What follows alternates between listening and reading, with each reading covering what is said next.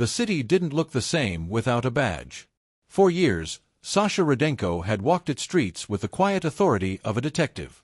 Now, stripped of his shield and gun, he was just another shadow in the rain.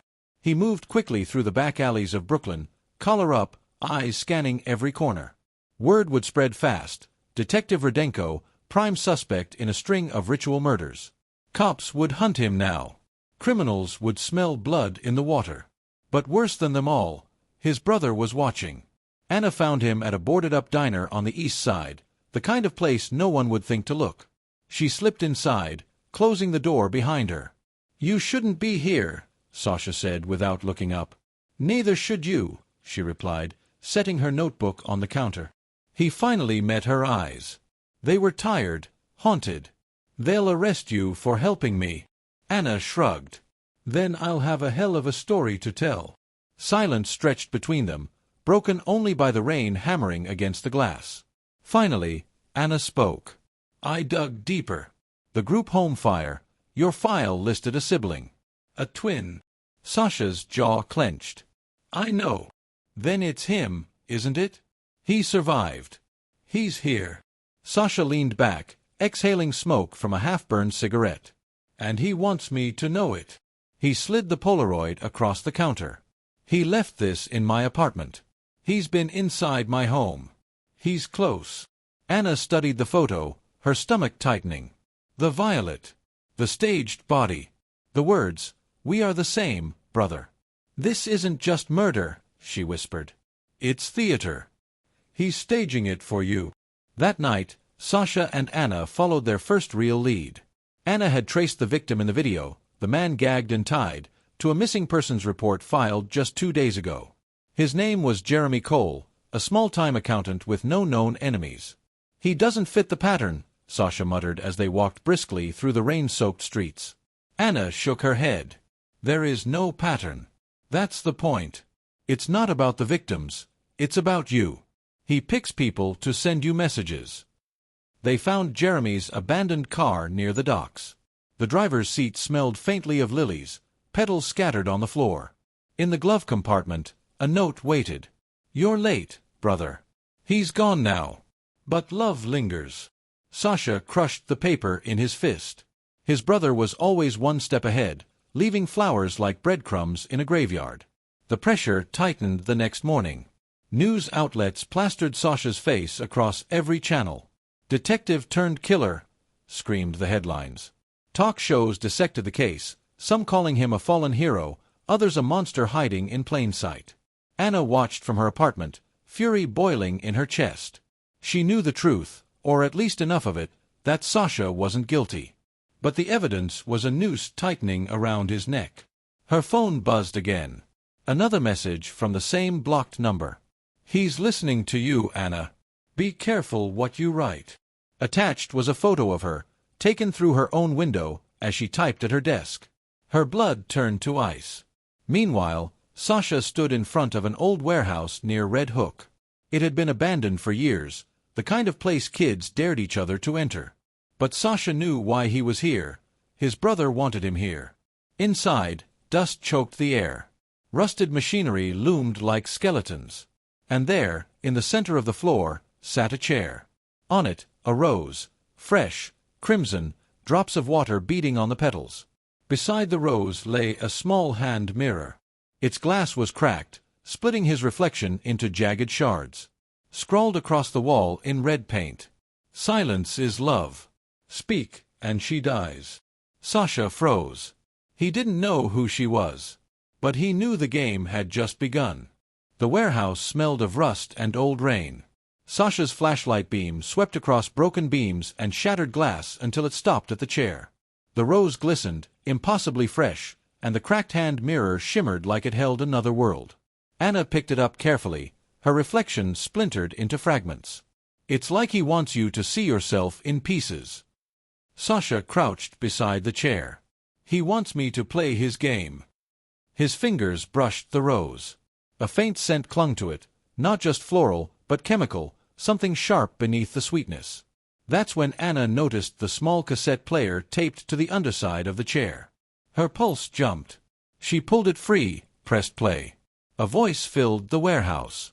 Distorted, low, but undeniably familiar. "Sasha, my brother. Do you remember the fire? The way the flames kissed our skin? You ran. I stayed. You lived. I burned. But we both survived. Do you feel it now? Every kiss I give, every flower I place, it's your love too. You can't deny me. We are one reflection, two faces in the same mirror. Stop hunting me, brother. Or I'll take away the one who listens to you so closely." The tape clicked off. Silence crashed back into the room. Anna's throat tightened. "He knows about me." Sasha's jaw clenched. "He's watching us both. He's closer than we think." They left the warehouse, rain hammering the streets. Anna couldn't shake the sound of the voice, so eerily like Sasha's, yet broken, distorted by something darker. Back at her apartment, she pinned the cassette tape to her growing evidence board.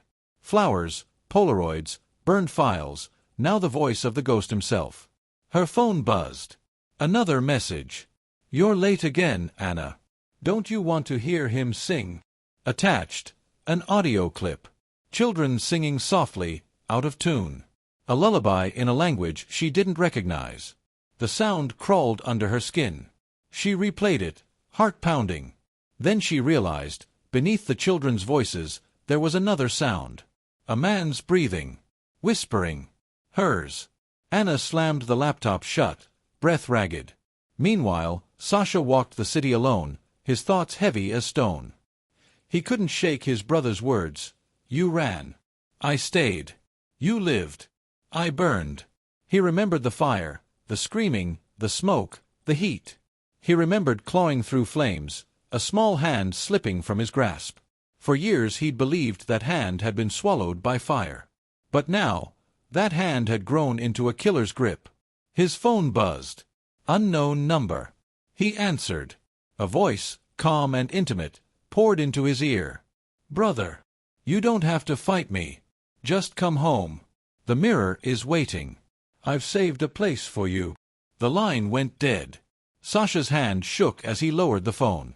The voice wasn't distorted this time.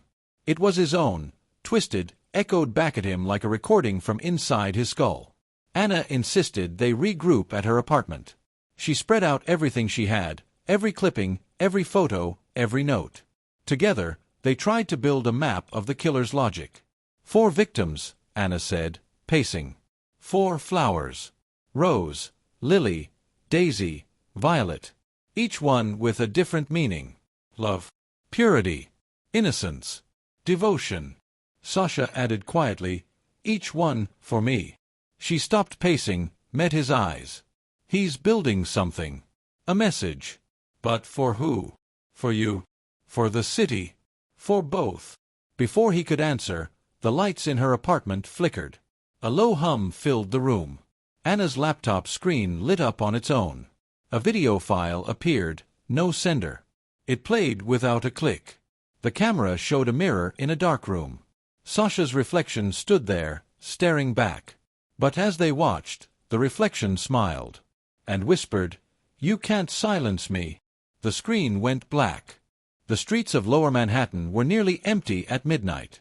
A storm dragged across the skyline, thunder shaking the glass towers. Anna walked quickly, clutching her bag close. She'd insisted on meeting a source from the group home archives, a retired clerk who claimed to know what had really happened after the fire. Sasha wanted to come, but she refused. "If they see you with me, we'll both be finished," she'd argued. Now, in the echo of her own footsteps, she regretted leaving him behind. She turned into the narrow side street where they'd agreed to meet. The clerk wasn't there. Only silence, broken by rain. Then she felt it, someone behind her. A hand clamped over her mouth. She tried to scream, but the sound was swallowed. The world spun as she was dragged into a waiting van. The doors slammed shut. Darkness. Sasha's phone buzzed at the same moment. Unknown number. He answered on instinct. "She's mine now, brother. I told you, silence is love. If you want her back, find the flower." The line clicked dead.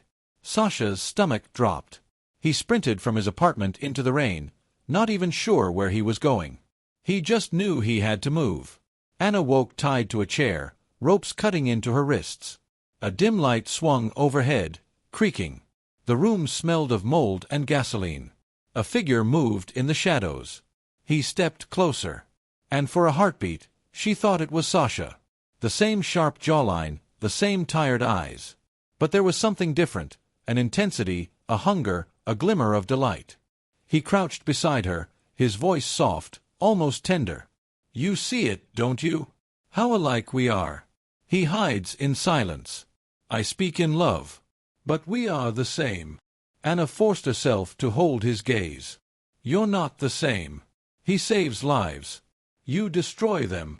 The man smiled faintly. "Love is destruction. To hold forever, you must kill. Don't you understand? I'm giving them eternity." He brushed a strand of hair from her face. The gesture was almost gentle. "You'll understand soon enough." Meanwhile, Sasha tore through the city, chasing a phantom trail. Every corner, every alley seemed to whisper with echoes of his brother's voice. Then he saw it, a flower pinned under the wiper of his car. A white carnation. He picked it up, fingers shaking. A note wrapped around the stem. "For silence, for purity. Follow the river, brother." Sasha jumped behind the wheel, engine roaring. He followed the East River, headlights cutting through the sheets of rain. At last, he saw it, a warehouse by the docks, lights flickering inside. Inside, Anna's captor tightened the ropes, humming softly. It was the same lullaby Anna had heard on the recording. The sound made her blood run cold. He leaned close, lips almost brushing her ear. "When he comes, you'll see. The mirror will shatter. And only one of us will remain." Footsteps echoed outside. The door burst open. Sasha stood there, drenched, gun raised. The man in the shadows stepped back slowly, grinning. And in that grin, Sasha saw his own face twisted into something monstrous. For a second, the world tilted, the hunter staring at his own reflection made flesh.